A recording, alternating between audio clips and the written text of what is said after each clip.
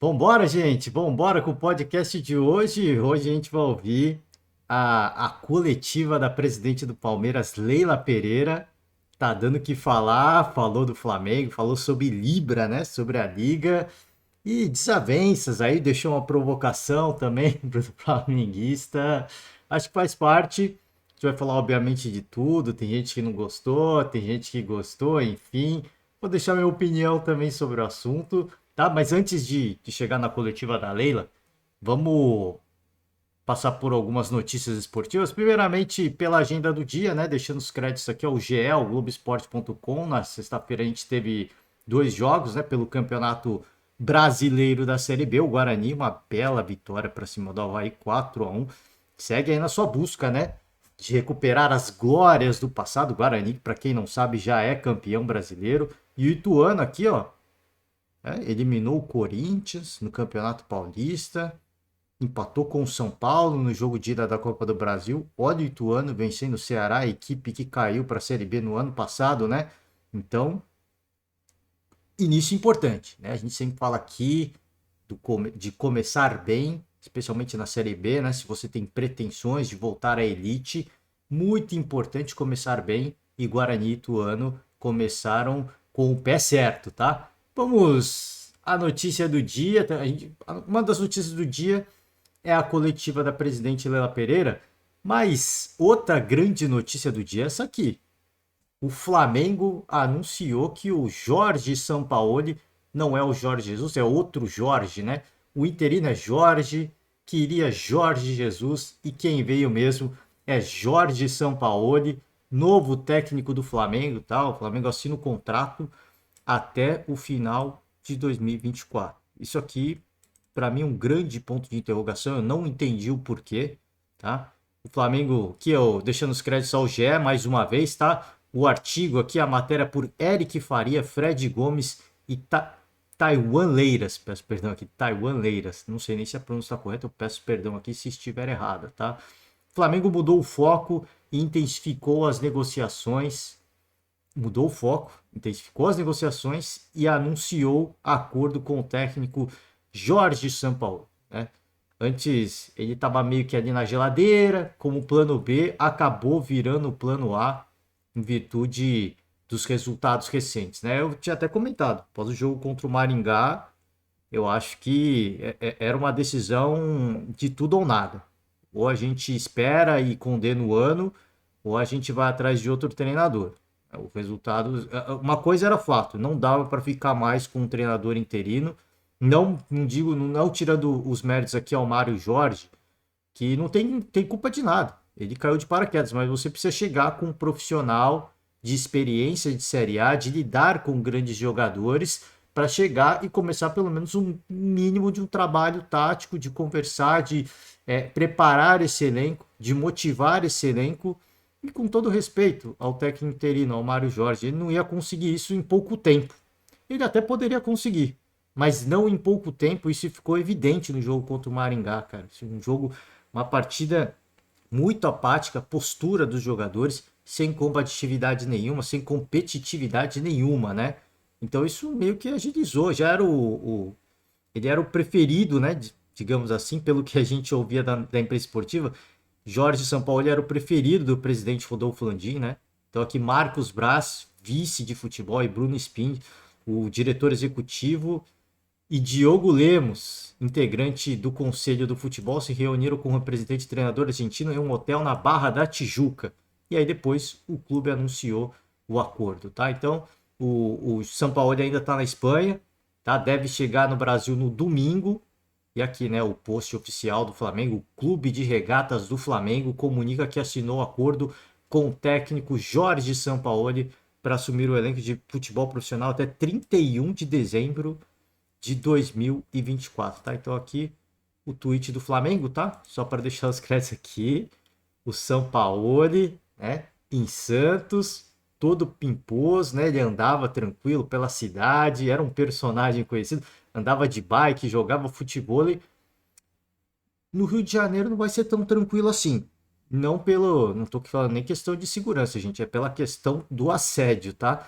Não vai ser tão fácil assim, mas certamente muitos cariocas vão vê-lo nas praias jogando futevôlei com a sua sunga branca, né? Como ele costumava fazer em Santos, andando de bike, um cara que no dia a dia, né, no cotidiano da Baixada Santista, parecia um cara muito tranquilo, muito relaxado, mas dentro de campo, um cara muito estourado, né?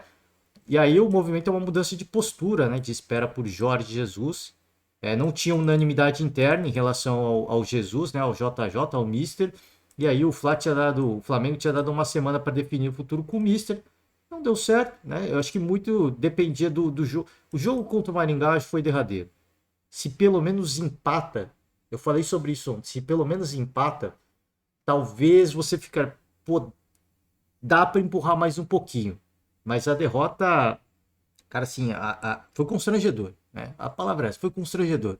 A derrota constrangedora de virar motivo de chacota até dos jogadores do Maringá em comemoração, né? Aquela famosa e célebre música entoada pelo Marcos Braz após o título da Libertadores, né? Do tal do Real Madrid, pode esperar, sua hora vai chegar. Até os jogadores do Maringá em comemoração cantaram essa música, né? Então, foi algo absolutamente constrangedor e isso acelerou o processo, não tinha como, né?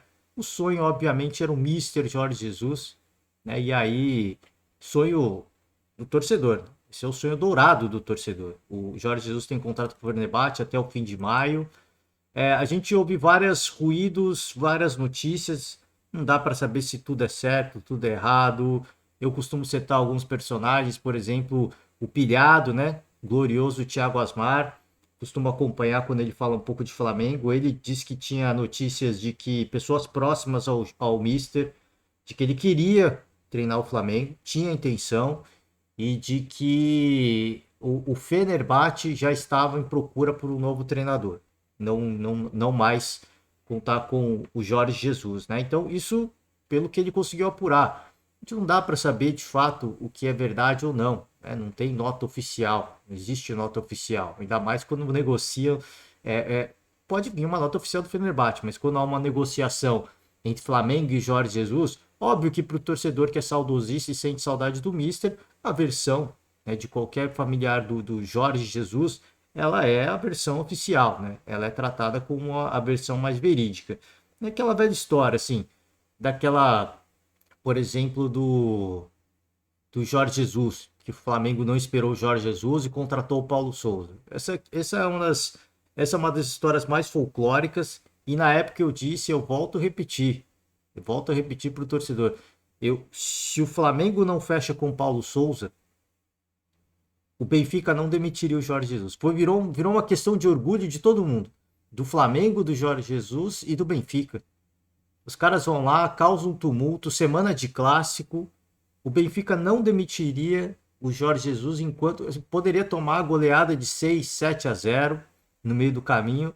Enquanto o Flamengo esperasse o Jorge Jesus, eles não iam demitir. Virou uma questão de orgulho, né? Virou uma questão de orgulho. Os caras foram lá, causaram uma fumaça não só no relacionamento do Jorge Jesus com o torcedor, com o clube, mas do clube para com o torcedor. Cara, assim, eles vieram aqui causar uma fumaça absurda. A gente tava num pô, dá pra dizer assim, a gente não tava vivendo crise e de repente os caras chegaram aqui, ficaram uma semana e fizeram esse burburinho. Pô, sinto muito, gente. A gente não vai liberar o cara enquanto os caras não contratarem outro, né?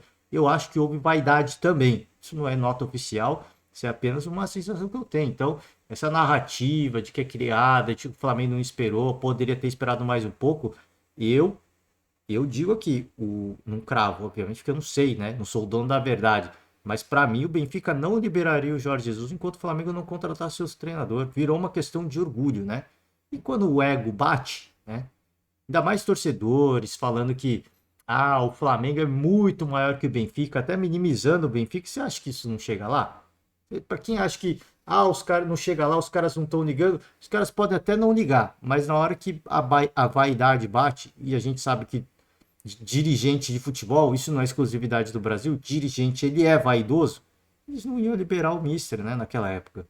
Então, para quem cria essa narrativa, esse sonho de que o Flamengo não esperou pelo Jorge Jesus, se fosse para esperar, cara, ia seguir esperando, porque o Benfica não ia demitir enquanto o Flamengo não contratasse.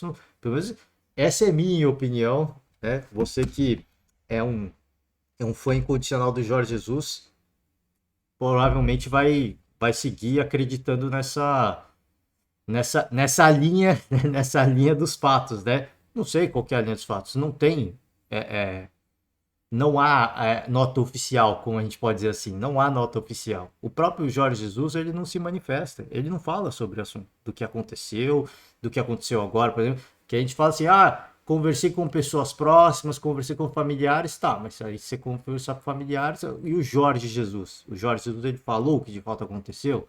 Né? Ele não falou, nem no programa Bem Amigos ele falou sobre isso. Ele foi evasivo em perguntas, houveram cortes de perguntas, né? As perguntas foram obviamente selecionadas, senão ele não teria dado aquela entrevista exclusiva no Bem Amigos. Então ele também desviou, ele não falou muito sobre, né? Só dá para saber a versão oficial vindo da palavra do próprio protagonista, né, da história. Então assim, muita calma, é o que eu falei. Eu acho que o Jorge Jesus tinha que ser o plano A e o plano A e o plano A. Né? Eu acho que tinha que ser o Jorge Jesus, porque é o único cara que vai ter o respaldo da torcida. O único cara. Não adianta ficar aqui de, pô, não, outros treinadores, Dorival, não adianta a gente procurar. Renato Gaúcho, que o torcedor, mesmo com a derrota na Libertadores, o torcedor não odeia o Renato Gaúcho, torcedor flamenguista, né? Não adianta a gente ficar buscando personagens. O Jorge Jesus era o único cara que chegaria como, eu não digo uma unanimidade, mas com mais de 90% de aprovação, mesmo iniciando uma campanha ruim, ele permaneceria no cargo, o torcedor continuaria apaixonado por ele, porque voltaria a lembrança de 2019, né? Então, assim, tem várias coisas que eu acho que fariam dessa a contratação ideal. Jorge Jesus. Mas diante dos resultados que aconteceram, eu acho muito pouco para um clube como o Flamengo abrir mão de disputar todas as competições, porque o risco existia. O risco, cara, assim, você pode falar, o grupo do Flamengo é muito fácil, vai se classificar tranquilo. Perdeu o primeiro jogo contra o Alcas e perdeu o jogo contra o Maringá, sem jogar nada. Aí se, por exemplo, já não tinha mais a convicção de que o Flamengo poderia se classificar na Libertadores. Pô, mas se classificam as duas melhores equipes, eu não tinha convicção. Pelo que o Flamengo apresentou contra o Alcas, pelo que apresentou contra o Fluminense, pelo que apresentou contra o Maringá, eu já não tinha mais essa convicção de que o Flamengo se classifica tranquilamente nesse grupo. Não tinha. E os dirigentes, ao que parece, também já não tinham mais essa convicção. Cara, a gente está arriscando ficar fora. Assim, a gente já cometeu vários vexames, a gente já protagonizou vários vexames nesse início de temporada, e esse vai ser mais um. Esse vai ser mais um e vai ser um categórico, né? Então, acho que tudo meio que. O resultado contra o Maringá apressou muito o planejamento e o acerto do acordo do contrato aí com o Jorge Sampaoli, tá? Sampaoli argentino, ele foi bem sucedido no futebol chileno, né? Conquistou uma Sul-Americana com a Universidade de Chile. E aí ele teve um título de Copa América com o Chile também. Passou pelo Santos, fez aquela bela campanha, o vice-campeonato em 2019, né? Em 2016 teve a primeira chance na Europa no comando do Sevilha, a passagem foi rápida, ele foi para a seleção argentina, aquela seleção foi um dos trabalhos mais constrangedores da história, né? Que o Jorge Sampaoli era apenas um cone lá, quem era o treinador era o Messi e o Mascherano, né? Assim, um dos negócios mais constrangedores, mais humilhantes para um treinador. Foi o que o São Paulo passou na seleção argentina, tá? E aí aqui ele treinou o Olympique de Marselha na França, né? Ele treinou o Atlético Mineiro também. O grande problema do São Paulo, eu falei aqui, cara, na falta de Jorge Jesus, falei e eu continuo convicto disso. O São Paulo seria o melhor treinador para mim nesse momento. O Tite não combina com o Flamengo. Desculpa se você é torcedor e queria muito o Tite. O Tite não combina com o Flamengo. É um cara conciliador, problema de relacionamento não ia ter. Jorge e Sampaoli, risco de problema de relacionamento, esse risco existe e ele é muito grande. Esse risco é muito grande, né? E aí, o problema do Sampaoli é que por onde ele passa, ele é polêmico. Ele causa atrito. Se não é com jogador, se não é com torcedor, é com dirigente. O Sampaoli, ele é um cara muito enérgico. Por onde ele passa, ele não é querido. Né? Ele tinha uma treta com a presidência do Santos, quando passou pelo Santos, mas isso não foi exclusividade do Sampaoli. O Cuca, quando foi lá, também teve atrito com o presidente na época, né? No Atlético Mineiro, cobrando sempre por reforços, a mesma coisa aconteceu no Santos. Né? Então, assim, é um cara que, se for pro Flamengo, ele vai cobrar reforços também. Não adianta achar que, não, tô pegando o melhor elenco do país, não vou cobrar. Ele vai cobrar reforços também, ele vai dar coletiva botando a boca no trombone. Eu não acho que ele vai comprar treta com o torcedor, mas com o jogador, mas ele vai cobrar muito. Ele é um cara que cobra muito mesmo. Ele, pô, primeiro treino do Santos, todo mundo fala. O Sampaoli chegou e aí ele chega muito tímido, né? O torcedor Sampaoli. Ele tava bem tímido naquela cena do aeroporto, né? Não sei se você se recorda, tava até, caraca, eu não tô entendendo muito bem o que que tá acontecendo aqui. Primeiro treino do Santos, na hora que ele põe o pé no gramado, ele se transforma. Ele vira, cara, assim, ele entra em outra dimensão, cara, cobrando os caras como se tivesse um jogo oficial, né? Isso vai acontecer no Flamengo também. Ele é um cara que ele não admite você ser acomodado, o jogador ser acomodado. Ele não admite. Ele vai cobrar e nisso eu acho que vai ser bom. Você precisa, o elenco do Flamengo hoje, pelo que a gente viu nos últimos jogos, ele precisa de um treinador que vai cobrar. Os caras podem até não gostar dele, mas, por exemplo, no Santos, você acha que todos os jogadores gostavam do São Paulo? Ele não, mas, pô, o cara cobrando o tempo inteiro, e aí você faz um jogo, o cara cobrando, você faz um jogo, já vê um resultado positivo. Pô, é aquela velha história. Pô, o cara é chato, mas ele sabe o que tá fazendo. Isso aconteceu com o Jorge Jesus também, na minha opinião. O começo do Jorge Jesus não foi fácil, eu acho. Um cara chato, pegando no pé, cobrando o tempo inteiro. E aí os caras fazem uma vez o que ele pede e vem um resultado importante. Fala, pô, o cara, eu acho que ele sabe o que ele tá fazendo. E o jogador, assim, atletas que, assim, como, não só no Flamengo, mas em uma equipe profissional, eles são competitivos. Eles gostam de ganhar. Ganhar é muito bom.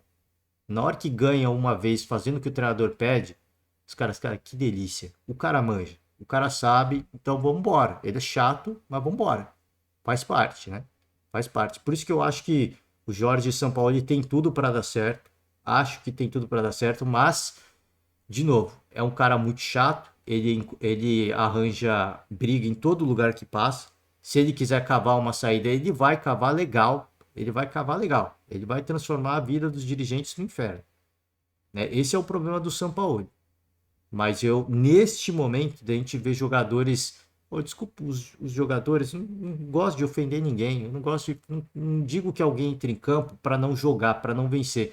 Mas os caras estão acomodados. Os caras estão, pelo que a gente viu dos últimos 3 jogos do Flamengo, os caras estão acomodados. Então precisa de um cara com esse perfil que vai chegar e vai cobrar. E vai, no primeiro treino já vai pôr todo mundo para correr. Precisa disso. O Flamengo precisa desse choque de realidade. Precisa vir um cara pilhadão, maluco, para fazer. Maluco com todo respeito, hein? Para fazer o time do Flamengo voltar a ser competitivo. Que esse time tem qualidade e talento, a gente sabe. Só que precisa de um treinador que vai tornar essa equipe competitiva. E eu acho que esse cidadão aqui, né, Gabigol, glorioso Gabi, com o Sampaoli, esse cara vai fazer gol pra caralho. Que esse cara ele precisa desse choque, né? O Gabigol ele pode ser polêmico, mas é um cara que, mano, a percepção que eu tenho, tá? O Gabigol é um cara assim, se você chegar e mexer com ele, falar, eu vou dar a resposta pra calar a boca desse cidadão. Esse é o Gabigol. Se o São Paulo ele chegar e já, pô, vou dar a resposta pra calar a boca desse careca, todo respeito. Ele vai fazer um monte de gol. E aí quando sai o primeiro, já vem o segundo. Aí no terceiro jogo já começa a se abraçar, né? Então, eu acho que é um bom caminho. Acho que é um bom caminho, espero que dê muito certo. Para mim é um treinador que há muito tempo eu imaginava que fosse treinar o Flamengo. Agora aconteceu, se concretizou. A gente não tem ainda informações de valores. O que assusta é o contrato. Contrato para o final de 2024. Isso é assustador. Diante de erros sucessivos que cometeu essa gestão rubro-negra, isso aqui é algo para o final do ano que vem, gente. Isso aqui, ah, mas era o único jeito dele acertar. Tudo bem, eu entendo isso. O único jeito do São Paulo de aceitar, fechar o contrato é esse. Só que, e se ele chegar, os caras não gostarem, você tem o lado romântico e o lado positivo, e que eu acho que vai dar certo. Eu acho que vai. Só que pode dar tudo errado. E aí, como é que vai ficar, né? Se já no primeiro mês dá uma merda federal, ele briga com todo mundo, e aí? Como é que vai fazer, né? É mais uma multa rescisória que vai ser paga? É um risco muito grande. Não quis arriscar esperar o Jorge Jesus, porque que se arrisca a fechar um contrato tão longo? São coisas que não fazem sentido na gestão de futebol do Flamengo.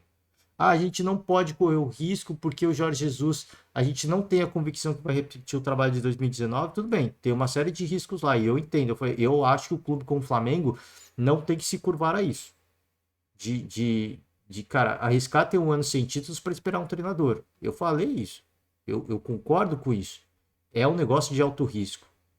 Só que você trazer um profissional como o Sampaoli, que não é barato, é um profissional caro, vai ter a multa rescisória alta, e você fecha um acordo para o fim de 2024, isso aqui também é um risco muito grande. Não há.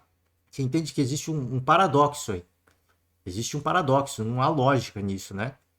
Fica evidente que os caras não queriam o Jorge Jesus para mim. Fica evidente. Por mais que eles falam, ah, não dava para esperar. Para mim fica evidente que o grande nome era o Sampaoli que eles queriam. Eles tentaram, pô, vamos levar em banho-maria. Se o interino der certo, a gente pode até, mesmo a contragosto, trazer o Jorge Jesus de volta. Mas você vê que, cara, existe, eu não sei se, pô, eu não posso afirmar que existe vaidade, que existe jogo de ego, eu não posso afirmar isso. Não posso afirmar, mas, cara, parece que tem, cara. Parece que tem, porque assim, se lá é arriscado, aqui também é muito arriscado, gente. Mas eu acho que vai dar certo. Acho que o Sampaoli, dentre os nomes que vinham sendo falados, né, os mais fortes, Jorge Jesus, Tite e Sampaoli, para mim, se não desse certo com Jesus, o Sampaoli para mim era o nome da vez. O Tite não ia combinar com o Flamengo. O torcedor não ia ter paciência. Não ia. Fora o vexame na Copa do Mundo, aí sim que ia ser pior, né? A cobrança por resultados imediatos ia ser muito grande para o Tite, não ia dar certo, tá? Aqui sobre o São Paulo, ele chega no domingo, né? Uma comissão técnica de 6 integrantes. Então, de novo, isso aqui é para ressaltar que não vai ser barato. Essa brincadeira de trazer o São Paulo não vai ser barato, não vai sair barato. O treinador tem estreia prevista para a próxima quarta-feira. Legal ele chegar no domingo. Espero que ele já dê treino imediatamente, porque com 2 dias de treino com o São Paulo, você vai ver se não vai mexer com a cabeça dos caras. Eles podem até não gostar, mas vai mexer com os caras. O São Paulo ele não tem essa de começar resenhando, né? O Vampeta fala, quando jogou com o Corinthians, no Corinthians, teve o Evaristo de Macedo, né? Como treinador. E aí começava o treino, ficava meia hora contando piada. O São Paulo, no primeiro minuto, já é intensidade, cara. Não tem piada aqui, não, né? Então acho que vai mexer. No estado de espírito vai mexer mesmo. Vai mexer, não tem resenhazinha onde você joga melhor, não. Primeiro treino, não importa. Não importa onde você joga melhor. Não, você joga lá, corre, cara, corre, né? Intensidade, fome de bola. Esse é o Sampaoli, tá? Esse é o Sampaoli. Vamos ver, tá na Espanha ainda, né? Tá resolvendo alguns entraves, né? O Flamengo também precisa resolver algumas pendências para regularizar o treinador. Espero que ele chegue no domingo. De fato, ele precisa chegar no domingo. Ele precisa dar o treino quanto antes, porque eu falo, cara, um dia de treino com o Sampaoli já vai, para o bem ou para o mal, já vai mexer com a cabeça dos caras. É isso que precisa. Esse time precisa de uma chacoalhada. Para o bem ou para o mal, precisa de uma chacoalhada. Começar o jogo, ser um time caótico, sem tática nenhuma, mas, cara, correndo o tempo inteiro e se entregando, já é uma mudança de postura muito maior. Pode até perder o jogo. Mas se você vê um time que tá se entregando, que tá correndo, que tá maluco dentro de campo, e aí deixa um monte de espaço, como acontece no time do São Paulo, não que é um time caótico, mas o time do São Paulo, sim, é tudo ou é nada. Ou ganha de 5-0 ou perde de 5. Pode ser a primeira amostra de um São Paulo que vai tomar uma goleada. Beleza, mas se já mexer com a postura dos caras, eu acho que é isso que é o mais importante. É o cara conseguir mexer no estado de espírito dos jogadores do Flamengo, tá? Porque, Cara, muito descaso. Passou assim uma imagem muito feia, foi um papelão, foi constrangedor. O jogo contra o Maringá foi constrangedor, tá? Vamos, antes de ir para a coletiva da Leila Pereira, o Campeonato Brasileiro vai começar, vai ter estreia do campeão brasileiro no sábado, né? Mas algumas equipes estreiam no sábado também.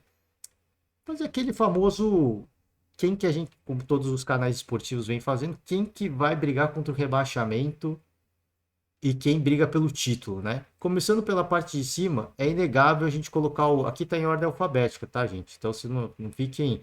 Ah, por que que o América tá em primeiro? É a ordem alfabética, tá? Então, para mim, o Palmeiras é um dos grandes favoritos. O Abel Ferreira, assim, o trabalho que a gente viu na última temporada de ser um time competitivo e regular em todas as competições, eu acho que o Flamengo, não, o Palmeiras está no páreo, o Flamengo também.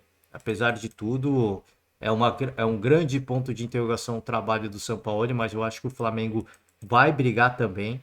Eu, de novo, assim, sendo repetitivo, eu acho que vai dar certo o trabalho do São Paulo. Ele fez o time do Santos jogar muito. Eu acho que vai dar certo. O Flamengo vai brigar pelo título com o Palmeiras e eu acho que o Fluminense o Fluminense tem um problema. Muitas competições, né? Copa do Brasil, Libertadores e Campeonato Brasileiro. Mas a princípio eu coloco o Fluminense também na briga por esse título nesse momento, tá? Nesse momento, Palmeiras, Flamengo e Fluminense. Essa é a ordem de favoritismo para mim, de momento, né? Obviamente de momento. Ah, por que você coloca o Flamengo à frente do Fluminense? Porque tem mais elenco. Tem mais elenco para jogar 3 competições por causa disso. E eu acho que, de novo, eu tenho a convicção de que o São Paulo vai dar certo. Se vai conseguir manter o time forte nas 3 competições, eu não sei. Aí só o tempo vai dizer. Mas se ele decidir focar no brasileiro, aí ele briga pelo título. Aí eu acho que ele briga pelo título, tá? Cara, zona de G6, classificação para Libertadores, já coloquei 3 times. Eu acho que mais algum. Quem que eu acho que vai estar lá? O Fortaleza eu acho que vai estar no G6. O Marcelo Paz já falou que o Campeonato Brasileiro é uma prioridade. Ele não vai correr risco nenhum essa temporada, como ele cometeu ano passado. Apesar de estar jogando outras competições, ele falou: o brasileiro é a prioridade, então acho que o Fortaleza fica no G6. A gente viu o segundo turno do Fortaleza o ano passado. É um time que consegue manter uma regularidade muito forte quando joga. Cara, quando joga focado, quando tá 100% focado na competição. Eu acho que Fortaleza termina no G6. Outras equipes agora complica, né? Quem que eu acho que termina no G6 também? Eu vou cravar Internacional, tá? Se o trabalho do Mano persistir. Eu acho que o Internacional fica também no G6. Trabalho que ainda tá, cara, assim, tá engateando, tá ganhando corpo, mas eu acho que vai conseguir da liga. Assim, tem jogos ruins? Tem.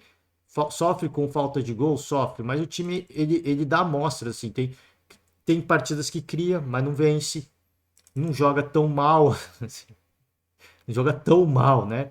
Eu acho que o Mano vai conseguir, pô, é mancada também, não joga mal, né? Mas também não joga bem. Eu acho que, eu até falei, esse torcedor colorado, o Palmeiras fez um grande jogo agora. Começou a fazer os grandes jogos agora, né? Contra o Água Santa e contra o como é que é o nome? Tombense, contra o Tombense. Mas antes disso, a campanha é muito assim, regular, mas praticando um futebol muito fraco, muito fraco. Então eu acho que o Inter vai ficar no G6 também. E para fechar, aí eu não sei, cara. Aí eu não sei. Aí a gente vai pela força do elenco, mas o Eduardo Cudê tá vivendo um ambiente estranho lá. Eu coloco os dois Atléticos aqui como talvez equipes que vão ficar no G6, tá? Por que que eu não coloco o Atlético Paranaense mais alto? Porque o Atlético Paranaense, para mim, vai brigar. A Libertadores vai ser a prioridade de novo. Vai pontuar, vai fazer pontos importantes no Campeonato Brasileiro, sim, sem dúvida, mas pelo foco na Libertadores, não tem elenco para conseguir ser uma equipe forte, competitiva o tempo inteiro na Série A. Por isso que eu acho que pode ficar no G6, pode brigar pelo G6, mas a prioridade é a Libertadores, vai ficar no topo da tabela, vai ficar no G8, com certeza eu coloco o Atlético Paranaense e o Galo a mesma coisa, né? O Galo já mostrou que sem Hulk é complicado, é uma equipe que ainda está sofrendo muito, o Cudê já falou da necessidade de reforços, já reclamou da saída de jogadores, já mostra cada vez mais que é um time que tem só uma equipe. E o sonho dourado, não só do Galo, mas de qualquer outro torcedor, é a Libertadores, são as Copas. Então, não acho que vai ser um primor o Campeonato Brasileiro do Atlético, tá?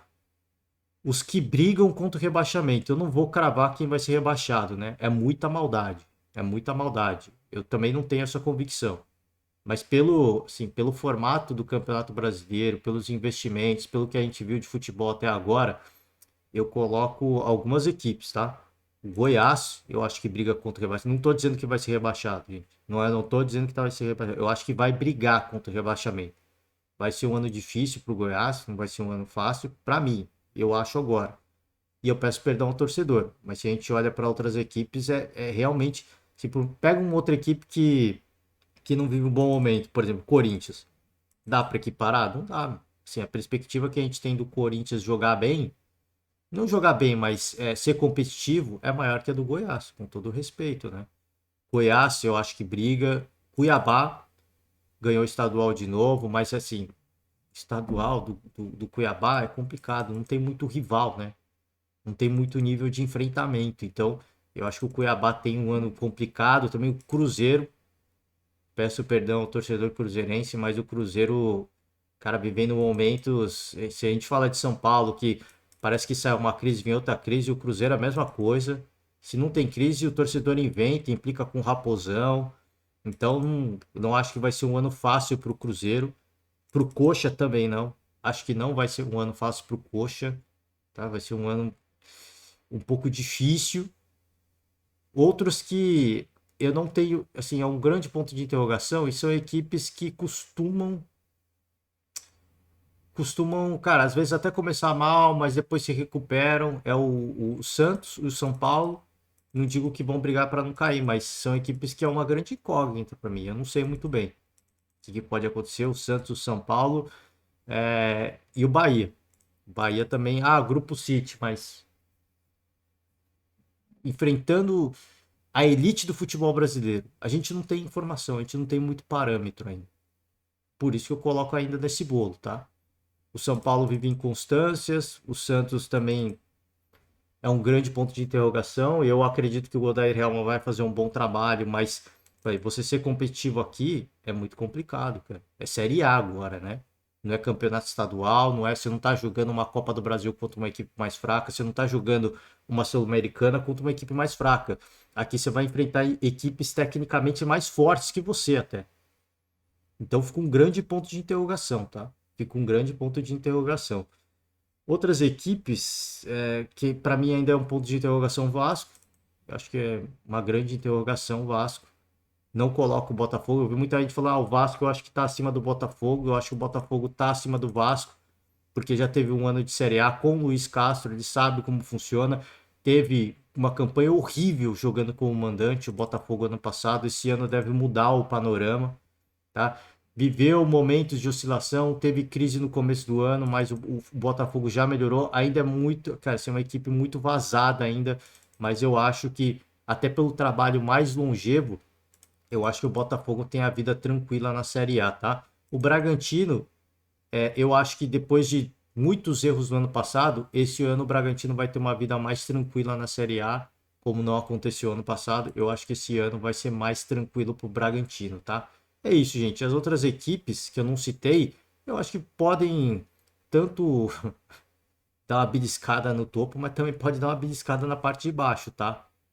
Porque jogam outras competições. Porque jogam outras competições. Não tem como. O Botafogo não joga outras competições. O Botafogo já tá fora da Copa do Brasil, por exemplo. Né? Já tá fora.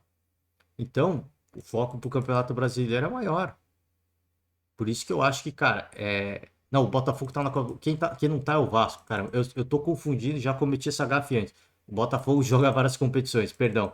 Mas eu falei, se tiver que priorizar o brasileiro, o Luiz Castro já tem essa experiência. O Barbieri, por exemplo, tinha um Bragantino que era um baita time, um baita elenco, talvez. Baita não, mas, cara, assim, um time acima da média do campeonato ano passado. E, cara, sofreu muito. Sofreu muito e em dados momentos parecia que a vaca ia pro brejo com o time do Bragantino. Então, assim, ele conseguiu fazer o Vasco melhorar muito, assim. Eu tinha baixíssima expectativa em relação ao Vasco nesse início de ano.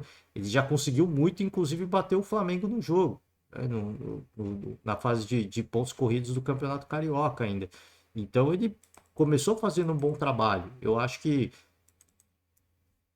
imagino eu, tá? Que o Vasco vai ter uma vida relativamente tranquila na Série A, mas agora sim você vai enfrentar equipes tecnicamente mais fortes que você.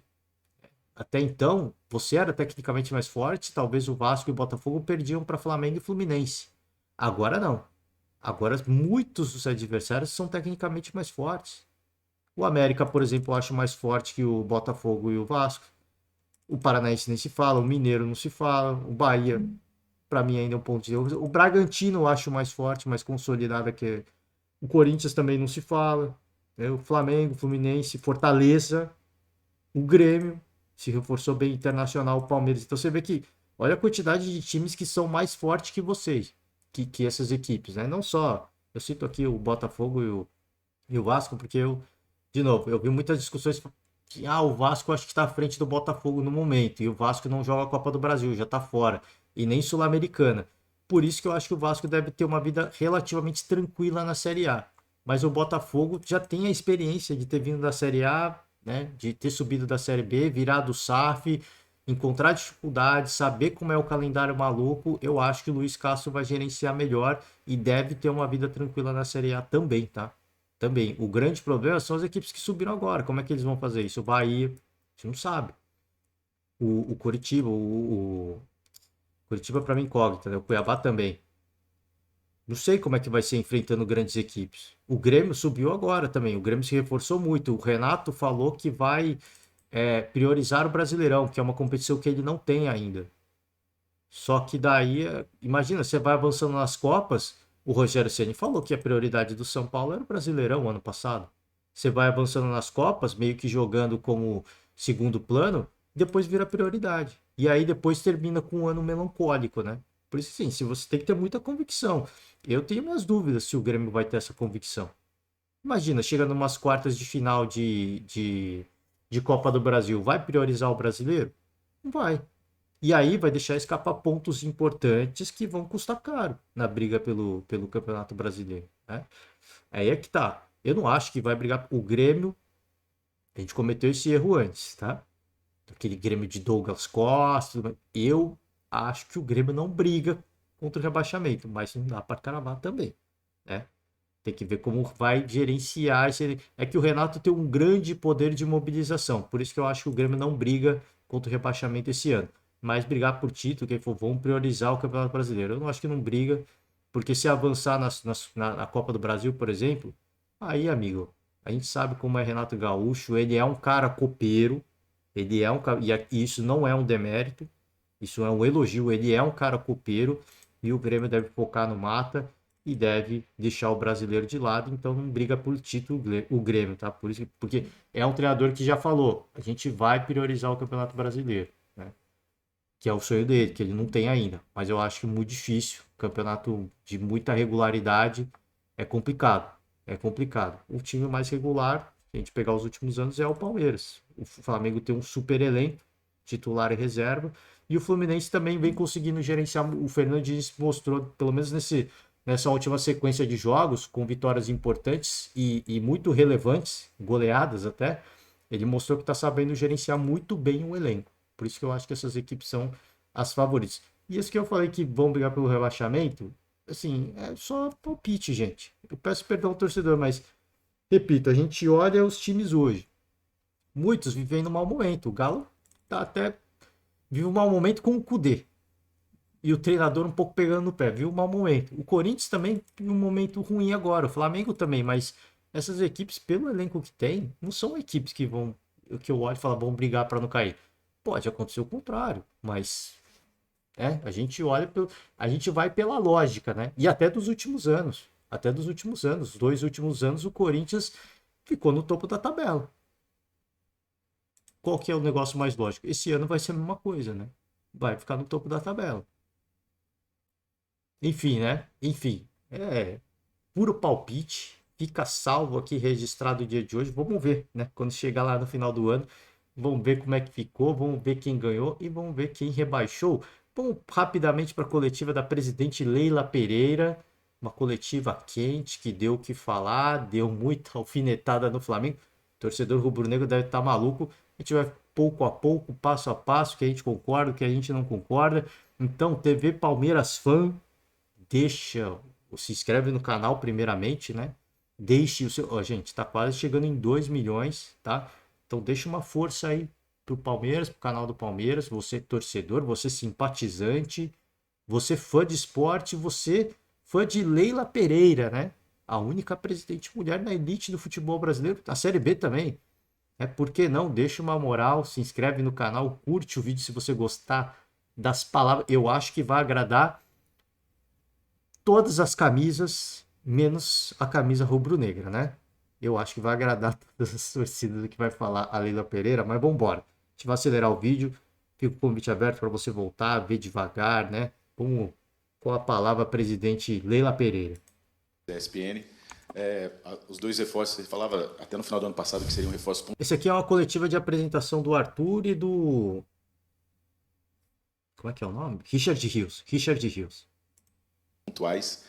Então, já projetando aí o restante da temporada, se o Palmeiras está aberto, até o Abel falou que não interessa aqui o Luan do São Paulo aqui do lado, mas se o Palmeiras segue de olho naquele volante de contenção que não veio nessa janela de experiência, o Richard para o meio campo, mas não é com aquela característica que o Palmeiras perdeu com a saída do Danilo. Olha, de olho? Sim, o Palmeiras sempre está de olho no mercado, sempre. Não é mais, por enquanto, nós não estamos com pressa, ansiosos para nenhuma outra contratação. Mas o Palmeiras sempre está de olho no mercado para fortalecermos cada vez mais o nosso elenco. Mas, por mim, pela presidente, não é, nosso elenco está fechado.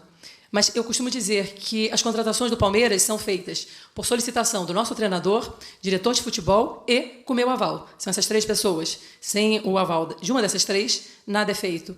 Então, se houver alguma solicitação do nosso treinador, do nosso diretor de futebol, vamos analisar. Aqui falando de reforços, encerrado os reforços para essa janela, pelo menos, tá? Palmeiras, segundo as palavras da presidente Leila Pereira, não vem ninguém agora, segue de olho no mercado, obviamente, como ela sempre diz, e ela reforça o fator importante que é como o Palmeiras contrata. Precisa do aval do Abel Ferreira, precisa do aval do diretor de futebol e precisa do aval dela também. Então precisa de 3 componentes para o Palmeiras contratar. Você pode questionar se uma contratação deu certa ou não deu certa. Eu acho que todas vão virar. Já falei aqui, no Palmeiras, às vezes são poucos casos onde os jogadores chegam, já se acertam e já ficam muito bem. O Murilo é um zagueiro que chegou e, por exemplo, tomou a titularidade do Luan. Cara que chegou e chegou virando bem. Tá? Outras contratações demoraram. O Flaco Lopes, o centroavante agora que é o cara do momento, ele demorou. Ele chegou ano passado como a maior contratação do Palmeiras e só agora. Então, assim, todas as contratações do Palmeiras, todas não, mas a maioria, elas demoram a virar. Mas quando você vê a presidente falando disso, óbvio que tem um trabalho importante, um componente importante que é o trabalho do Abel, mas você vê que, cara, eles com essas 3 cabeças pensando, a chance de acertar é maior. Pode não acertar de cara, mas até agora, para mim, o Palmeiras está acertando. Alguns estão demorando. Aquele Atuesta que se machucou agora, ele vinha tendo mais regularidade essa temporada. Talvez pudesse ser uma temporada onde ele pudesse ser mais regular e ele se machucou, teve uma lesão grave, né? E aí complica, né? Mas é um cara que ainda não deu certo. Essa contratação ainda. Mas outras, eu acho que essas duas que vieram agora, nessa coletiva que estão sendo anunciadas, né? Tanto o Arthur quanto o Richard Rios, eu acho que vai dar muito certo também, como todos os outros. Eu acho que o Palmeiras às vezes demora, porque existe uma máquina uma máquina de funcionamento do Palmeiras e o Abel tem as suas prioridades, né? E ele vem colocando mais jogadores da base cada vez mais. Então os níveis competitivos vão aumentando. Assim, para você assumir a titularidade, para você ter uma regularidade, é muito difícil nesse Palmeiras e por isso que às vezes os jogadores eu acho que demoram a virar. Né? Porque a competitividade é muito grande. Você ganha confiança e você ganha casca jogando.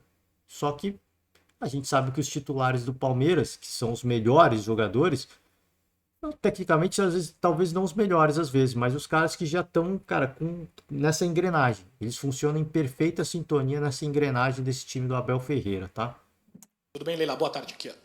Oi. A gente tem acompanhado algumas informações da questão da Libra, né? E tem percebido que alguns times estão querendo, né, puxar um pouco mais para o lado de cada um. E você tem sido uma pessoa que tem batido bastante na tecla de uma coisa mais igual para todo mundo. Eu queria saber se você tem respaldo, quais são os clubes que estão respaldados junto com você e com o Palmeiras nessa luta para tentar ser uma coisa mais justa. Olha, eu acho que o respaldo que o Palmeiras tem é o respaldo de todos os clubes que querem, né, o melhor para o futebol. Eu sempre luto por um futebol mais igualitário, pelo produto. Não adianta o Palmeiras estar muito bem ou outro clube estar muito bem, que o Palmeiras não joga sozinho. Então, é isso que me irrita, sabe? Me irrita muito. Que eu acho que isso já deveria ter sido resolvido. Entende? Todos os clubes precisam de investimento, que sem investimento você não faz um futebol de ponta. Não é? Eu sou convidada para várias reuniões da Libra. São reuniões, pessoal, extremamente cansativas. Ficamos 3, 4 horas conversando para não se decidir absolutamente nada. Eu sou uma mulher extremamente objetiva. Não é? Quando eu sento, eu quero resolver. E todos sabem o que é melhor. E o que eu sinto demais é a questão da vaidade, que eu não tenho nenhuma. A minha vaidade é lutar por um futebol melhor, lutar para que o Palmeiras e outros clubes estejam bem, para que gere mais investimentos, receitas, para que a gente possa investir nos times. Então, me irrita profundamente quando determinados clubes, não é, em uma soberba absurda, entende? Só pensam no próprio clube, né? Não entendendo que ninguém joga sozinho, ninguém é melhor do que ninguém. Haja vista os resultados que a gente tem assistido por aí, não é? Clubes com investimentos muito menores, não é? E conseguindo êxito contra clubes com investimentos enormes. Então, todos, um precisa do outro. Então, isso me irrita profundamente. Inclusive, saiu uma matéria aí recente, não é? Numa discussão que eu tive, não foi discussão, que eu respeito, eu sou uma mulher, que eu respeito todos os clubes, não é? Eu vim para o Palmeiras, eu me tornei presidente do Palmeiras, foi para fazer meu clube vencedor e para tentar melhorar o nosso futebol. É isso que eu luto sempre. E eu não vou admitir, em hipótese nenhuma, clube nenhum, não é? Tentar usar de soberba para comandar, não é? Qualquer linha de raciocínio. Eu não vou, o Palmeiras não vai se curvar à soberba de ninguém, entende? Eu sim, o Palmeiras se curva sim ao que é melhor para o futebol, sabe? Então, essa é a minha luta. Eu não vou deixar, não é? Que determinados clubes entendam que são melhores, porque não são, entende? E que se acham melhores, que se acham que o futebol brasileiro não é pequeno para eles, que vai jogar na Europa, poxa. Lá o Real Madrid está esperando, entende? Então, eu acho que é isso. Tem que botar os pés no chão e entender. Aliás, trouxeram o Marcelo, que fez um estrago danado, não é? Sabe? A gente, futebol é entretenimento. Sabe? Eu não aguentei, sabe? O que eu estou falando? Dos dois. Não, mas a soberba não é do Fluminense. Não é. Sabe? Não é. O Marcelo é do Fluminense. Entende? Vocês entenderam, vocês são inteligentes. Deixa eu fazer um corte aqui, primeiramente, né? Que ela vai seguir falando. Fazer um corte aqui inicialmente. Primeiro, começar pelo final. Ela já faz uma brincadeira, né? Se o futebol brasileiro não é o bastante para você, vai lá para a Europa, que o Real Madrid está te esperando. Se for uma clara provocação ao Flamengo, e ela termina, né? O Marcelo veio aí, e aí ela fala, mas a soberba não é do Fluminense. Então já fica claro que a soberba nessas discussões da Libra é do Flamengo. Eu não sei, sinceramente, honestamente, eu peço perdão até pela falta de informação. Eu não sei a que se refere a Leila Pereira em relação à soberba. Ela fala que saiu atualmente, né, que ela bateu de frente com o presidente do Flamengo, Rodolfo Landim, em relação às discussões da Libra, né? E ela fala que, cara, a gente tem que focar no futebol melhor. Olha, primeira coisa, assim, eu acho que eu vi muita gente criticando a Leila Pereira e eu peço perdão aqui, sempre cito esse personagem, que eu sou um grande fã dele, que é Ricardo Maurício Prado. Sempre cito o Ricardo Maurício Prado. Ele ouvia ali o bate-papo esportivo do UOL após essa coletiva da Leila. Ele, diante dessa fala da Leila, essa provocação, ela chama, na minha opinião, que não é com... na minha interpretação, tá? Na minha interpretação, peço perdão ao Ricardo Maurício Prado, sou um grande fã dele, especialmente após a exclusiva que ele conseguiu com o Jorge Jesus. Eu respeito muito, só que ele a chama pejorativamente de blogueirinha, né? De blogueirinha. Só que ele não vejo o Ricardo Maurício Prado chamando outros presidentes. Por exemplo, se a gente pegar o presidente Júlio Casares, que é chamado, que é apelidado carinhosamente pelo seu torcedor, pelo torcedor São Paulino de blogueirinho, eu não vejo Ricardo Maurício Prado chamando Júlio Casares de blogueirinho. Por isso que eu acho que ele faz essa crítica a Leila Pereira, e eu acho que num tom muito pejorativo, tá? E aí depois ele tem um bate-boca com a mídia lá e tal, fala, não é bem assim, isso não é discussão de gênero, não é uma discussão de gênero, mas é o que eu falei, ele não usa esse termo para presidentes de clubes, por exemplo, Marcos Braz, que é um cara que também gosta de chamar muita atenção, ele não chama o Marcos Braz, ele é rubro-negro, ele não chama o Marcos Braz de blogueirinho. Então, eu acho que, sim, a gente precisa tomar um certo cuidado, porque a provocação, ela faz parte do esporte. Se isso é bom ou se é ruim, eu não vou entrar nesse... Eu acho que, assim, de vez em quando, é legal, a provocação é legal. Partindo de um dirigente, talvez não pegue bem, porque do dirigente você espera profissionalismo. Mas, assim, entendo com quem concorda, quem discorda, eu só acho assim, vai ser muito mais fácil você desqualificar a Leila Pereira, porque é a única presidente mulher, né? E aí muitos vão falar, mas você está levando isso para uma discussão de gênero, isso não é discussão de gênero. Isso é discussão de gênero sim, gente. Isso é discussão de gênero sim. E se você não é capaz de enxergar essa vertente, essa faceta um tanto quanto machista da interpretação de algumas pessoas, você também está engessado, você também infelizmente faz parte desse maquinário que é o tal do machismo estrutural, tá? Eu também faço parte disso, né? Eu também faço parte disso. Não vou negar aqui, não vou ficar aqui de hipocrisia.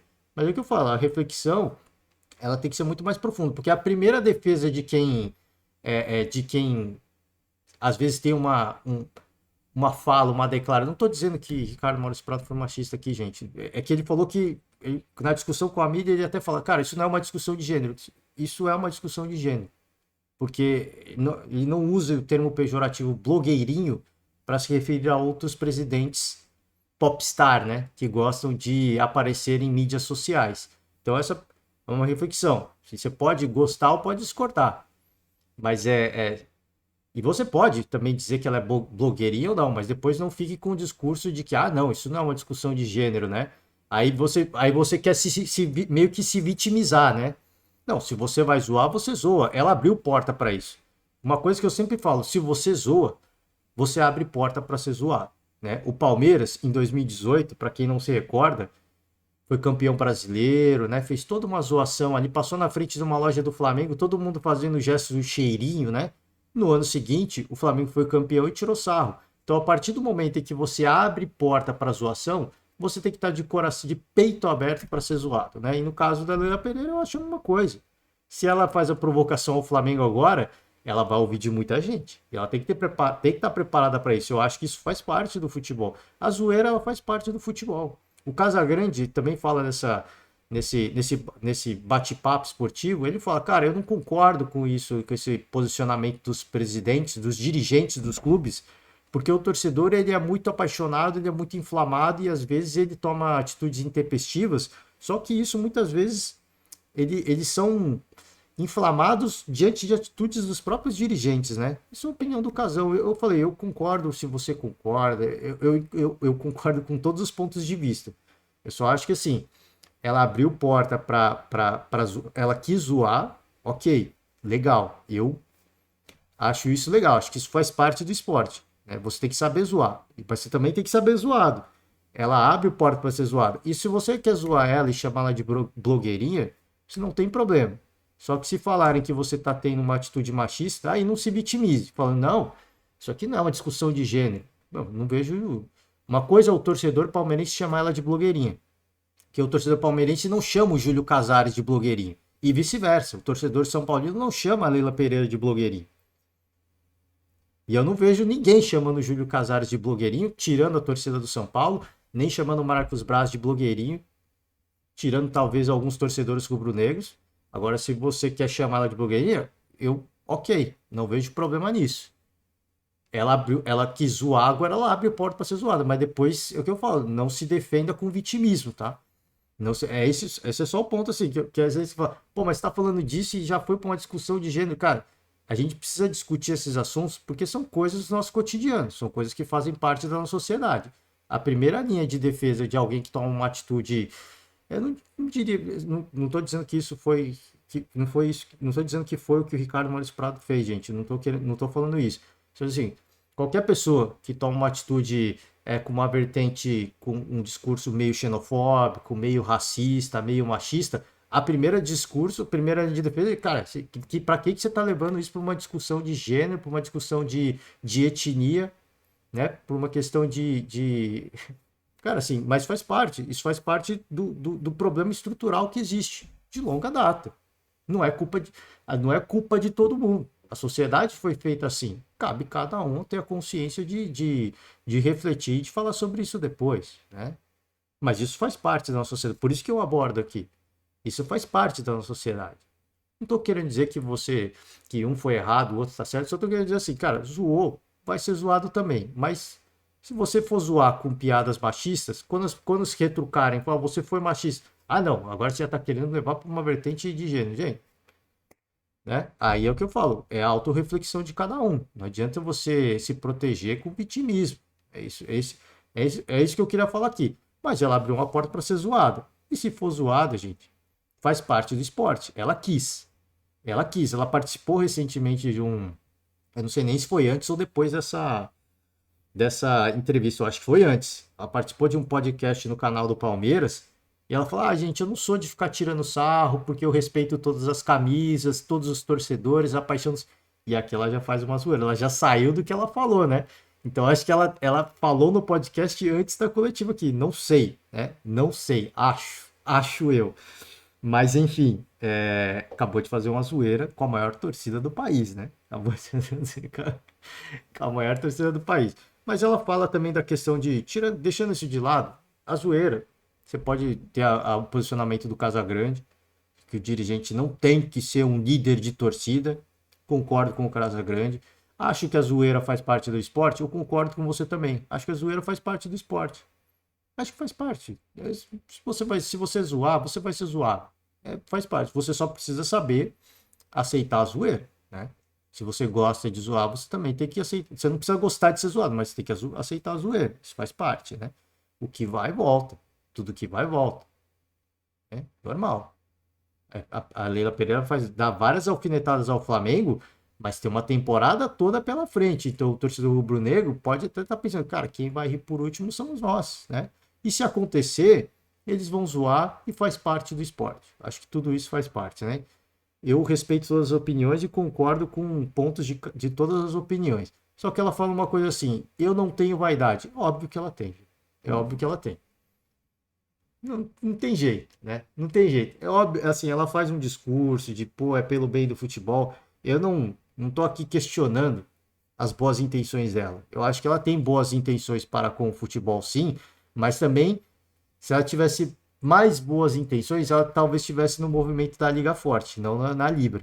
Que a Libra é a liga, é a vertente que defende uma diferença maior de distribuição de renda. Ela está desse lado. Então ela não está 100% assim, por isso que eu estou falando.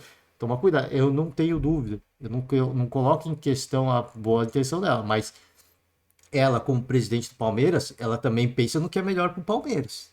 E ela tem vaidade sim, senão ela continuaria como uma dirigente agindo nos bastidores e não como presidente, né? Ela fala que, pô, eu queria chegar lá porque eu quero ajudar o Palmeiras, eu sei que eu vou fazer uma gestão séria, tudo bem. Não estou dizendo que ela está mentindo, eu tenho a convicção de que ela está lá para ajudar o Palmeiras. Eu tenho a convicção disso. Eu não vou ficar aqui também não, ela está lá apenas por interesse. Não. Eu tenho, porque senão ela não estaria fazendo tudo que ela está fazendo. Ela já tem vários títulos com o Palmeiras. Ela tá lá para ajudar o Palmeiras. E eu acredito genuinamente que ela tá lá para ajudar o Palmeiras e que ela pensa no melhor pro futebol. Só que, gente, ninguém vai para um cargo de presidente de futebol se não tiver vaidade. E ninguém vai, para o movimento da Libra se não tiver pensando também no seu patrimônio. Isso é o papel dela. Não estou criticando essa postura dela, tá? Ela é presidente do Palmeiras, Palmeiras acima de tudo. Ela tem que pensar nos interesses do Palmeiras. Aí é que ela faz esse discurso, né, de distribuição de renda, de futebol mais igualitário.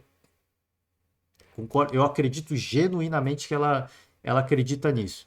Mas à frente disso tá os interesses da Sociedade Esportiva Palmeiras, né? Então, assim, é um discurso muito bonito. Eu entendo, assim, a questão do Flamengo. O Flamengo é a equipe de maior torcida. Eles vão defender o que é deles. Eles vão defender o que é deles. Cara, hoje a gente é a equipe que tem a maior cota de televisão, em virtude da torcida. E eles têm que defender o que é deles. A gente ganha essa receita hoje. Com o início de uma liga, a receita vai cair. Porque vai ter uma distribuição maior de renda. O Landim falou sobre isso em entrevista. Eu não abro mão disso. Tudo que a gente já recebe hoje, a gente quer continuar ganhando. Mas isso não vai acontecer. A liga não vai acontecer se o pensamento continuar assim. Né? O dinheiro tem que vir com premiação, tem que vir com mais patrocinadores. Assim você fomenta o futebol brasileiro, o produto, e no futuro, no longo prazo, você ganha mais dinheiro. Né? Mas vai explicar isso para um cara, pro dirigente que, pô, a gente está ganhando muita grana, muita receita, a gente vai ter uma queda no início da liga, mas a projeção é que cheguem patrocinadores, venha uma empresa que injete muita grana no produto, e aí a gente volta àquele patamar. Não é o que ele quer, né? Então, assim, todo mundo vai defender o seu, não tem jeito. É que o Flamengo, por ser a camisa com mais torcedores, a equipe com mais, a agremiação com mais torcedores, vai ser mais difícil bater de frente com os caras também. Mas eu também, cara, assim, todo mundo vai ter que sangrar para a liga acontecer, isso é muito claro. Não é só o Flamengo que vai sangrar, todo mundo vai sangrar. Corinthians, as equipes de massa, tá? Corinthians, Palmeiras, o São Paulo também vai sangrar. Então, assim, essas equipes de massa vão sangrar, todo mundo vai sofrer. Quanto que estão dispostos, né, pelo produto final. Aí vai de interesse de cada um, né? Entende? Mas olha, eu não vou admitir, eu sou presidente do Palmeiras, desse clube gigante, mas jamais, jamais o Palmeiras deixou de ser humilde, não é, pelo menos na minha gestão e na gestão do Maurício Gagliotti, nós sempre lutamos pelo que é melhor para o futebol, entende? Nós sempre estivemos ao lado de todos os clubes que lutam com esse mesmo ideal, mas eu não vou deixar em hipótese nenhuma, que um clube comande, entendeu, o que seria melhor para a nossa liga, o que seria melhor para o futebol. O que eu fico mais impressionada é que o que eu penso, eu tenho certeza absoluta que a grande maioria dos clubes também pensam, não é? Mas precisa de uma mulher bater na mesa e falar, gente, para, entende? A gente tem que lutar pelo que é melhor para o futebol. Eu não posso permitir que um clube, não é, determine as regras. Eu não vou permitir esse tipo de coisa, em hipótese nenhuma. Não vou permitir. Como presidente do Palmeiras e como uma pessoa que quer o melhor para o futebol.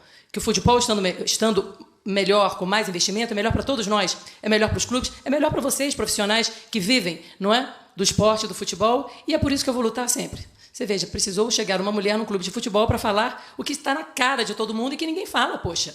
Entende? É isso que eu acho. E eu vou até utilizar essa coletiva para que abrir os olhos dos outros clubes. Se pensam que nem eu, poxa, vamos dar as mãos, parar de discussão, reuniões de 3, 4 horas, vamos resolver isso. O futebol precisa de investimento.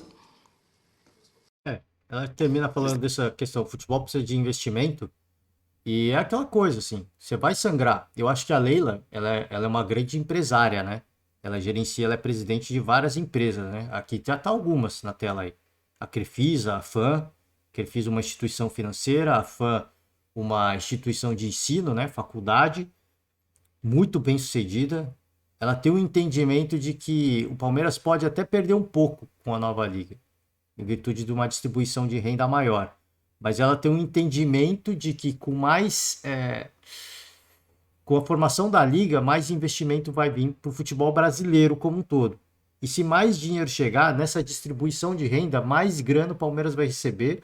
O Palmeiras, que hoje é um time super estruturado, vai seguir ganhando títulos, então o Palmeiras vai estar sempre na frente em relação à receita. E aí, com o futebol mais forte, mais patrocinadores, maior a premiação. Então a Leila Pereira, imagino eu, tá? Que ela faz essa projeção de empresa. A gente vai perder uma fonte de receita um pouco. Mas no longo prazo, por a gente já estar num outro patamar de organização, de funcionar como uma empresa, a gente vai seguir na ponta dos campeonatos e a gente vai ganhar muito grana com premiação, especialmente com premiação e patrocínios. Então ela tem esse entendimento. É complicado, assim, não estou dizendo que o Landim não tem essa percepção. O Landim defende o lado dele, cara. A gente tem mais torcidas, cara. Tudo bem, eu tenho fontes de receitas que vão aumentar exponencialmente com a formação, mas isso que eu ganho hoje. Eu não posso abrir mão. Até pelo tamanho do elenco, eu não posso abrir mão, sabe? De daqui a 2, 3 anos, a gente ter uma queda de receita em virtude de uma distribuição de renda maior e contar que em pouquíssimo tempo vai chegar um super patrocinador que vai injetar muita grana e eu consiga meio que, né, equilibrar isso. Né? Nas contas, na projeção das contas é complicado. E eu imagino que outras equipes se calem diante disso, por exemplo, o Corinthians. Porque o Corinthians é uma equipe de muita massa também. Então, assim, pode não concordar que o Flamengo continue ganhando muito dinheiro. Mas pro Corinthians, cara, assim, se o formato continuar favorecendo o Flamengo, vai favorecer a gente também. A gente tem a segunda maior torcida do Brasil. A gente vai continuar ganhando muita grana. Então, o Corinthians é uma outra equipe que também não vai bater de frente com o Landim. O São Paulo pode ser outra equipe que também não vai brigar, né? Segundo, terceira ou quarta maior torcida do Brasil, eu não sei, né? Saiu um estudo agora de que o Palmeiras passou o São Paulo em número de torcedores. Eu não sei, tá? Eu não sei. Cabe a discussão, torcedor São Paulino. Ah, pesquisa não vale de nada, né? Torcedor São Paulino chegou no ponto de brigar por tamanho de torcida, né? Enfim, fica uma crítica aí, tá? Acho que tem coisas mais importantes para serem discutidas e não se tem a terceira ou quarta maior torcida do país. Enfim, para o São Paulo é importante isso. Para o Palmeiras seria muito importante. Mas é o que eu falo, a Leila, como empresária, ela vê o potencial disso gigante. Só que para o São Paulo não interessa, por exemplo. Assim, o futebol do São Paulo hoje não está tão estruturado como o do Palmeiras. Então, assim, se eu perco receita agora, a minha projeção de equalizar as contas e ter a receita que eu tenho hoje, ela é pessimista. Com as dívidas que eu tenho hoje, que eu tenho os compromissos que eu tenho para pagar, eu não posso abrir mão disso. Então, eu imagino que algumas equipes de massa, talvez muitas, a maioria, elas concordem até com a Leila Pereira, mas elas não vão bater de frente com o Landim, não porque o Landim é o super poderoso, é o soberbo, como a Leila define, é porque interessam a eles também. Porque com a distribuição de renda maior, cara, essas equipes de mais massa vão perder. Na questão de número de torcedores, eles vão perder dinheiro. Vão perder, cara, não tem jeito. Os outros vão ganhar mais, mas essas equipes vão perder um pouco. Né? Se a gente pega outras grandes camisas, Grêmio, Vasco, cara, torcidas gigantes, Cruzeiro, gente, vai perder grana. Por isso que essas equipes estão na Libra. Porque é onde você tem uma diferença de distribuição um pouco maior, né? Um pouco maior. Eles vão defender o ponto do Landim. Porque, cara, na projeção, é um dinheiro que eu vou perder. Para o Flamengo não seria um grande problema, mas o elenco ele é tão caro que nas contas, talvez, deles, dos executivos, fala, cara, esse é um dinheiro que... Desculpa, eu não quero ser o presidente que vai condenar o Flamengo a deixar de receber sei lá quantos milhões daqui a 2, 3 anos, porque eu quis assinar a Liga, e aí a projeção é de que em 3 anos chegue um super investidor e a gente recupere esse investimento. Eu não quero ser esse presidente, né? Às vezes tem isso. Então, assim, pode ter um pouco de soberba e tudo mais, e muita gente vai se calar. Se a Leila, de fato, genuinamente defende o futebol mais igualitário, ela tinha que ir para o outro lado. Ela tinha que ir para o lado da Liga Forte, né? Ela tinha que ir para o lado da Liga, porque é onde se debate, onde se defende a distribuição maior de renda, né? Ela tinha que estar lá. Mas ela está também na Libra. Por quê? Porque ela defende também os interesses do Palmeiras. Não é só a questão de, eu penso pro melhor pro futebol. Ela defende esse lado também. Mas, para acontecer, todo mundo vai ter que sangrar um pouco na carne, gente. Não tem jeito. Né? Não tem jeito. O que chama atenção, obviamente, e o que gerou repercussão em relação a essa fala, obviamente, é a postura da Leila bem contundente, né? De dizer que ela vai até citar o nome do Flamengo daqui, na próxima pergunta, eu acho. Vamos dar o nome, é o Flamengo, né? ela fica nessa de ter equipes que são soberbas e tudo mais, deu uma indireta. Não, não é o Fluminense que eu tô falando que é soberbo. Fica claro que é o Flamengo, mas ela vai falar o Flamengo. É o Flamengo. Eu entendo todos os lados, cara, assim. Eu não acho que o Flamengo bater no pé nesse ponto vai ajudar o futebol. Não vai, mas os presidentes vão defender o seu lado. Todos eles. Todos eles. E o que o Flamengo defende hoje é por isso que todas as equipes da Libra estão lá. Por isso que todo mundo está lá. Porque eles querem continuar recebendo mais receita. Em virtude do tamanho do, cara, assim, da sua torcida. Né? Da sua torcida. Eu tenho direito a receber mais. Porque eu tenho mais engajamento, eu gero mais audiência. Né? E é compreensível, o que eu falo, é compreensível, mas, sim, esses discursos, talvez defendidos pelo Landim, e esse próprio discurso da Leila, não ajudam, né? Não contribuem. Óbvio que, assim, se ninguém falar nada, não vai avançar, porque tem que ser unânime, né? E essa é uma coisa que a Leila discute, tem que ser unânime as decisões da Libra. Não vai ser, nunca vai ser unânime. Nunca vai ser unânime, né? É uma coisa que ela até vai falar depois, que ela defende que tem que ser por maioria qualificada, não é só por maioria simples. Maioria qualificada e não unânime, porque senão nunca nada vai sair do lugar, né? Vai ser muito difícil sair do lugar, mas entenda que todo mundo vai sofrer. Talvez as equipes menores, essas não vão sofrer, que elas vão receber mais. Mas as maiores vão sofrer um pouco. Se essas equipes não fizerem um esforço, a Liga Brasileira não vai acontecer, vai continuar do jeito que está. E eu acho mais interessante para todo mundo, até pensando numa projeção de futuro, de fato vir uma empresa bilionária e comprar o produto. Cara, a Liga é minha, eu quero que a Liga seja minha. E o cara vai injetar muita grana, a premiação vai aumentar exponencialmente, a divisão de rendas também, o valor injetado para dividir a renda vai aumentar exponencialmente, e clubes como o Flamengo e o Palmeiras vão ganhar ainda mais dinheiro. Porque são equipes que, cara, a organização interna, não estou falando de planejamento de futebol, a organização, os jogadores que tem hoje, eles estão acima de qualquer outro. E eles vão continuar ganhando muito dinheiro. Eles vão continuar ganhando muito dinheiro. Mas enfim, gente, eu vou finalizar o podcast por hoje aqui. A gente já passou pela parte polêmica que eu queria passar, tá? Era isso que eu queria ver. Essa provocação. Já fiz a minha reflexão aqui, tá? Não quero estender mais. Eu acho que vale a brincadeira, mas ela vai ouvir muito também, tá? Ela vai ouvir muito também. Espero que ela esteja de coração aberto para ouvir todas as brincadeiras que ela vai ouvir. E faço o convite, né? Não vou finalizar a coletiva, justamente fazendo um convite para você entrar lá. Veja a coletiva na íntegra, é o que eu falo assim, ela fala coisas importantes, ela destaca coisas importantes, ela tenta dar uma chacoalhada, né, para assim, cara, a gente precisa fazer alguma coisa, não adianta a gente ficar fazendo reunião acontecer, eu concordo com ela, só que essa postura também não ajuda, porque aí, do outro lado, os caras podem até concordar, mas por uma questão de vaidade, eles vão negar, né, eles vão querer ir contra. Esse que é o problema de você bater de frente desse jeito. É legal, porque dá uma chacoalhada e mostra para todo mundo, ó, o negócio não avança por causa de 1 ou 2 equipes, de 1 ou 2 presidentes. Mas aí os caras, na vaidade deles, também falam, então agora também não vai acontecer. A gente vai continuar fazendo reunião de 3, 4 horas só de birra, né?